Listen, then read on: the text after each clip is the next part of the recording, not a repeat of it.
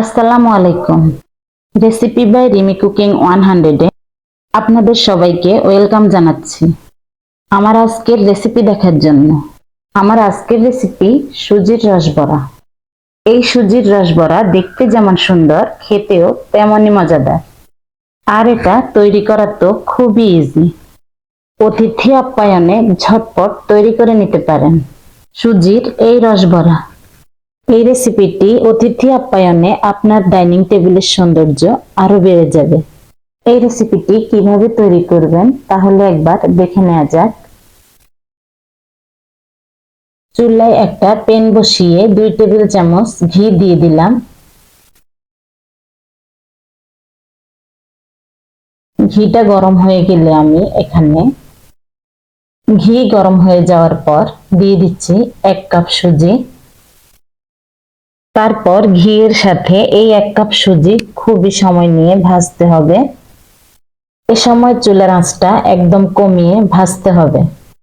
অল্প আঁচে না ভাজলে কিন্তু এই সুজিগুলো নিচ থেকে লেগে যেতে পারে। সুজিগুলো ভাজার সময় অনবরত নাড়াতে থাকতে হবে।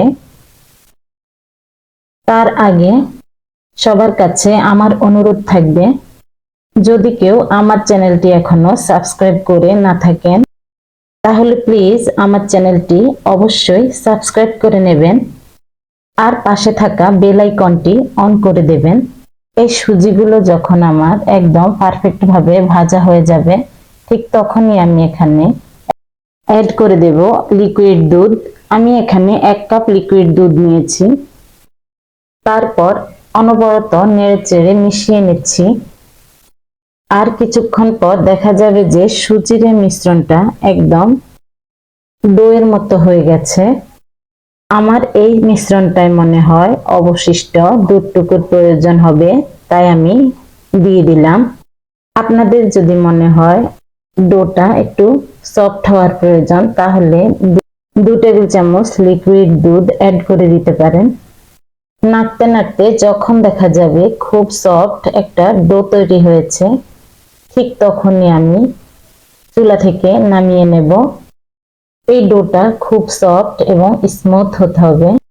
আমি এখানে টেস্ট অনুযায়ী লবণ দিয়ে দিলাম। লবণটা আমি এই ডোয়ের সঙ্গে ভালোভাবে মিক্স করে নেব। এই ডোটা চুলার মধ্যে নাড়তে নাড়তে যখন দেখব ভালোভাবে একটা ডো তৈরি হয়ে গেছে, ঠিক তখনই আমি এই ডোটা নামিয়ে নেব। আমার ডোটা রেডি হয়ে গেছে। নামিয়ে একটা প্লেটে নিয়ে নিচ্ছি। এই রসবড়ার ডোটা যত সফট এবং স্মুথ হবে, ততই রসবড়া নরম তুলতুলে এবং টেস্টি হবে। এই ডোটা আমি দেখে নিচ্ছি পারফেক্ট ভাবে হয়েছে কিনা। একদমই ভালোভাবে আমার একটা সফট ডো তৈরি হয়েছে। এই রসবড়াটি এতই টেস্টি হবে যে মুখে দিলেই মিলিয়ে যাবে। মিষ্টি জাতীয় জিনিস বাচ্চারা এমনিতে একটু বেশি পছন্দ করে। আপনারা এরকম সুজির রসবড়া বানিয়ে বাচ্চাদের দেবেন, খুবই পছন্দ করবে। এখন আমি এখানে 2 টেবিল চামচ গুঁড়ো দুধ দিয়ে দিয়েছি। গুঁড়ো দুধ দেওয়ার পর ডোটা ভালোভাবে মিক্স করে নিতে হবে। তারপর এই সুজির ডো থেকে এরকম ছোট ছোট করে ডো নিয়ে নিতে হবে এবং এরকম 2 হাত দিয়ে বড়ার মতো করে করে চেপে নিতে হবে। এভাবে হাত দিয়ে চেপে চেপে আমি সবগুলো রসবড়া তৈরি করে নেব। ভালোভাবে হাতের সাহায্যে এরকম চেপে চেপে বানিয়ে নিলে এই রসবড়াতে কোনো ফাটল থাকবে না। আমার সবগুলো রসবড়া অলরেডি তৈরি হয়ে গেছে। আমার এখানে সবগুলো রসবড়া তৈরি করা হয়ে গেছে। এখন আমি ভেজে নেব। মিষ্টিটা ভেজে নেওয়ার আগে চুলায় আমি সুগার শিরা তৈরি করে নেব। শিরা তৈরির জন্য আমি এখানে প্রয়োজন মতো পানি অ্যাড করব। 2 কাপ পানি নিয়েছি এখানে আমি। দিয়ে দিচ্ছি 3টা ছোট সাইজের দারচিনি এবং মুখ ফেটে নেওয়া 3টা এলাচ। এতে করে ভালো ফ্লেভার হবে। এখন আমি এখানে লবণ দিয়ে দিচ্ছি টেস্ট অনুযায়ী। চিনি দিয়ে দিচ্ছি 1 কাপ। চিনিটা দিয়ে দেওয়ার পর আমি কিছুক্ষণ জাল করে নেব। একটু সময় নিয়ে জাল করলে সুগার শিরাটা একটু ঘন হয়ে যাবে, তখনই আমি নামিয়ে নেব। ঢাকনা দিয়ে আমি 5 থেকে 6 মিনিট জাল করে নিচ্ছি। কিছু সময় নিয়ে এই সুগার সিরাপটা আমি ফুটিয়ে নিচ্ছি, এতে করে সিরাপটা আরো গাঢ় হয়ে যাবে। তখনই আমি নামিয়ে নেব। সুগার সিরাপটা তৈরি হয়ে গেলে আমি ঢাকনা দিয়ে এক সাইডে রেখে দেব। সুগার সিরাপটা একটু গরম থাকা অবস্থায় আমি রসবড়াগুলো ভাজতে আমি চলে যাচ্ছি। চুলায় ফ্রাই প্যানে আমি প্রয়োজন মতো তেল দিয়ে দিচ্ছি।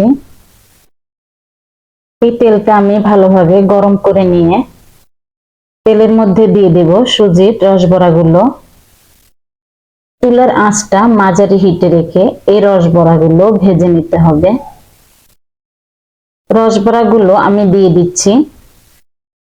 সবগুলো রসবড়া যখন দেওয়া হয়ে যাবে তখন উল্টে পাল্টে সবগুলো রসবড়া ভেজে নিতে হবে। লালচে কালার আসা পর্যন্ত আমি এই রসবড়াগুলো ভেজে নেব। এই রসবড়াগুলোর এক সাইড আমার কালার এসে গেছে, অন্য সাইড আমি এখন উল্টে দিচ্ছি। এই রসবড়াগুলো ভাজতে ভাজতে দেখা যাবে একদম ফুলে উঠেছে।